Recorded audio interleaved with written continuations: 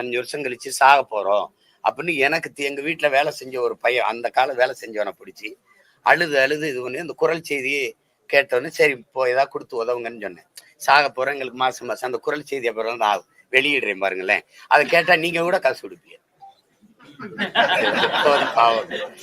உதவின்னு கேட்கும்போது கொடுத்து தொலைக்கிறதா, அது அவங்களுக்கு நமக்கு எந்த தொடரும் இல்லை. கேட்டோன்னு சரி கொடுத்தோம். ஒரு 2-3 மாசம் ஏதோ தம்பிங்க கொடுத்து உதவி இருப்பாங்கன்னு நினைக்கிறேன். ஏதாவது உதவி விடுங்கன்னு சொன்னேன். அதுக்கப்புறம் திருப்பி வந்து தான் அந்த மறுமனு. ஈரோடு இடைத்தேர்தல பெரியார் பற்றி பேசினாரு, அவங்களுக்கு ஒரு சம்மன் வந்து இன்னைக்கு கொடுக்கறது தகவல்.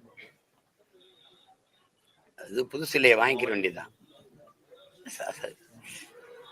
அது நிறைய வழக்கு போட்டிருக்காங்கல்ல, அதுல அது ஒண்ணு ஏற்கனவே கொடுத்துருக்காங்க. இருந்தாலும் மறுபடி கொடுத்து சீக்கிரம் வாங்க என்னை பார்க்க அவ்வளவு அவசரப்படுறாங்க, அதுக்காக மறுபடியும் வருது. ஒரு சும்மா ஒரு அவங்க எங்ககிட்டயா மோதிரணி நாங்க என்ன பண்றோம் பாரு அப்படின்னு. அதான் திரும்ப திரும்ப சொல்றேன், இந்த அதிகாரம் உங்களுக்கு மட்டுமானது அல்ல. 5 வருஷத்துக்கு ஒரு முறை தேர்தல் வருது, ஆட்சிகள் மாறி மாறி வருது, மனசுல வச்சுக்கிட்டு ஆட்டத்தை ஆடுங்கன்னு சொல்றேன்.